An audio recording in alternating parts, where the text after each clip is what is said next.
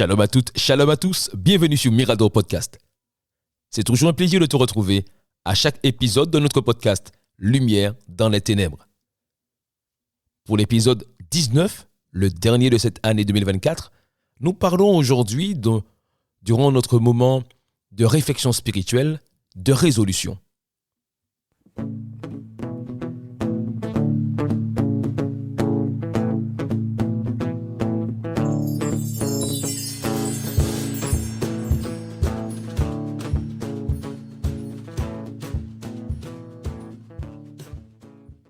Oui, prendre de nouvelles résolutions, c'est quoi exactement? Qui dit fin d'année ou nouvelle année dit nouvelle résolution.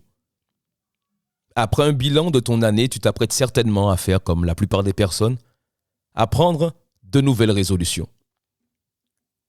Pour beaucoup de personnes, il s'agit le plus souvent de faire un ou plusieurs vœux que la nouvelle année est censée exaucer. C'est comme quoi ou espérer que le changement d'année à lui seul t'apporterait tout ce que l'année précédente n'a pas pu t'apporter, n'a pas pu te donner. Que ce changement d'année corrigerait toutes les erreurs de l'année précédente. Ou encore que ce changement apporterait une révolution dans ton quotidien, par un moyen quelconque. Mais lorsqu'on parle de résolution, cela fait penser à ce passage dans le livre de Job notamment. Il est dit « Jette l'or dans la poussière, l'or d'Ophir parmi les cailloux des torrents, et le Tout-Puissant sera ton or, ta réserve d'argent. Alors tu feras du Tout-Puissant tes délices, tu leveras ton visage vers Dieu. Tu le prieras et il t'exaucera, et tu accompliras tes vœux. Tu prendras une décision et tu la verras se concrétiser. La lumière brillera sur tes chemins. Quand viendra l'abaissement, tu diras « Debout !» Dieu sauvera celui qui est humble. Il délivrera même le coupable, qui devra sa délivrance à la pureté de tes mains. Une autre version, nous voulons aujourd'hui nous arrêter sur ce verset qui dit « Tu prendras une décision et tu la verras se concrétiser. » Une autre version dit « À tes résolutions répondra le succès. » Peut-être que cette version te parle plus. « À tes résolutions répondra le succès. » Alors prendre des résolutions, c'est quoi exactement?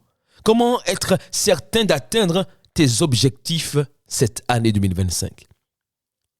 Même si certaines personnes considèrent les résolutions comme de simples vœux, les résolutions de la nouvelle année consistent surtout à prendre des décisions et à s'y tenir. Considérez ces résolutions comme de simples vœux qu'on ferait en fin d'année ou en début d'année, c'est comme jouer à la loterie. Le principe de la loterie, c'est de poser un acte qui pourrait, ou non d'ailleurs, générer un résultat favorable. Le résultat favorable espéré, en l'occurrence, gagner de l'argent. C'est en fait miser sur le hasard. D'où le nom de jeu du hasard qui lui est attribué. Considérer les résolutions comme de simples vœux, c'est comme se fier, comme miser sur le hasard. De la même manière, faire faire juste un vœu et t'attendre à un changement significatif dans ta vie est de l'ordre du hasard. Il serait utopique de croire au concours de circonstances favorables qui mettraient en action les événements et les circonstances pour qu'elles accomplissent ce que tu espères. Ce serait agir comme certaines personnes qui bâtissent leur vie sur l'espoir de gagner un jour la méga cagnotte à l'euro-million. Un jour, j'ai emmené ma voiture au garage pour une petite réparation et le garagiste il travaillait dessus, il me dit ouais, vous avez une belle voiture, c'est une bonne voiture, une bonne marque, etc. Et il continue en disant mais j'aime beaucoup cette marque et d'ailleurs si un jour j'achète une voiture, ce sera la marque en fait, c'est vraiment la marque la plus haut de gamme, plutôt le modèle haut de gamme et voire de luxe de cette marque. Et il me disait que je ne pourrais pas rouler dans une autre voiture. Donc je lui demande, donc mon réflexe a été de lui poser la question dans quoi il roulait actuellement. Il me dit qu'il n'a pas de voiture, qu'il est à pied, mais si un jour il devait en avoir une, ce serait celle-ci. La voiture, ou plutôt le modèle de luxe de cette marque de voiture. Et il disait qu'elle coûte tant d'argent, de l'ordre, il me semble, selon mes souvenirs, 60 000 € à peu près. Et il lui faudrait une dizaine d'années pour économiser en fonction de son salaire, etc. Et cette personne vivait en réalité,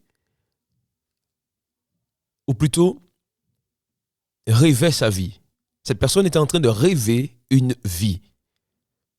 Plutôt que de vivre ses rêves, il rêvait sa vie. Parce que le propre d'une résolution, c'est de prendre une décision en vue d'apporter une solution. Prendre de nouvelles résolutions, c'est se résoudre à quelque chose. C'est prendre la décision de.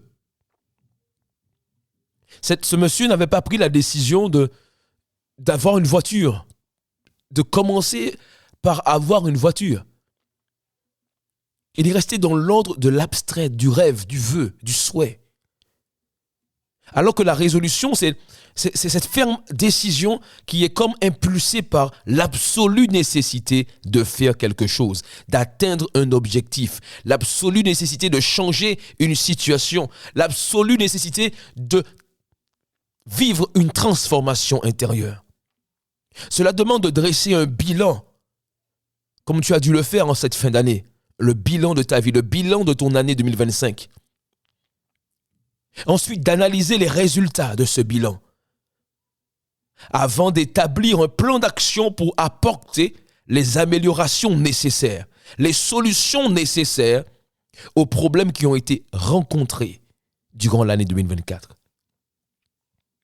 La résolution doit te pousser à l'action jusqu'à atteindre l'objectif visé malgré les difficultés. C'est d'ailleurs ce que nous indique ce verset. À tes résolutions répondra le succès. Nous voyons ici que ce n'est pas le succès n'est pas le fruit du hasard. Le succès est le fruit ou le résultat des décisions que tu prendras et des actions que tu entreprendras. Si par exemple tu souhaiterais perdre du poids en 2025, il ne te suffira pas de le souhaiter. Cela te demandera de bouger davantage, peut-être de t'inscrire à une salle de sport, d'intégrer un club dans ton sport préféré, de revoir ton alimentation, de revoir ton hygiène de vie, etc.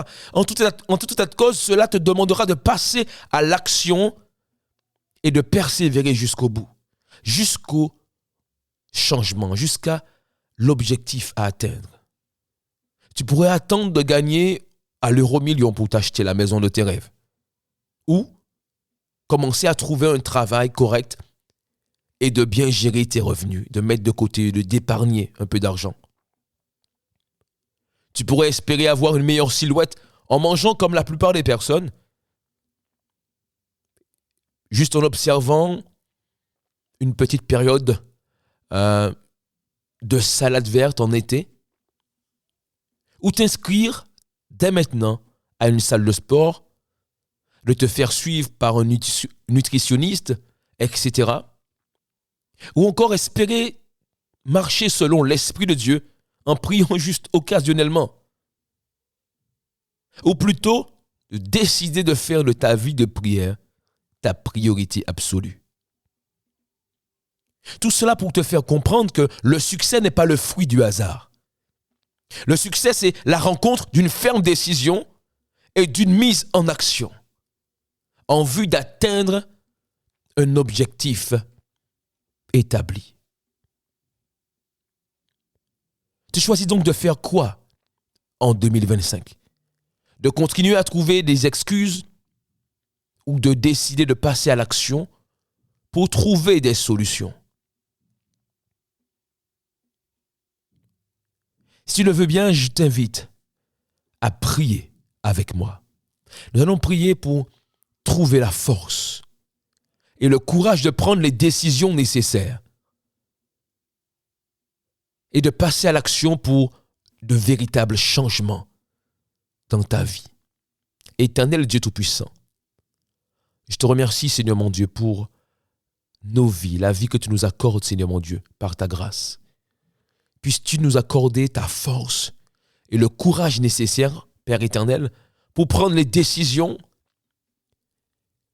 qui nous permettront, Seigneur mon Dieu, de vivre de nouvelles choses en 2025. Nous voulons désormais passer à l'action pour que nos vies changent, pour que nos situations changent, pour que ce que nous avons vécu en 2024, tous les échecs, Seigneur, toutes ces mauvaises aventures, ne soient pas reproduites en 2025. Et je veux ajouter, Seigneur, ce soir, que le meilleur changement, le plus grand changement que tu pourrais opérer dans ma vie, c'est le changement de mon cœur. Viens transformer mon cœur, Seigneur, en 2024. Demande au Seigneur vraiment de transformer ton cœur en 2025. Qu'en 2025, ton cœur soit transformé. Vous savez, l'année change. Donc chaque année, une nouvelle année prend place. De manière automatique, de manière naturelle. Personne ne peut l'empêcher. Mais en ce qui concerne notre cœur, nous avons besoin de prendre la décision.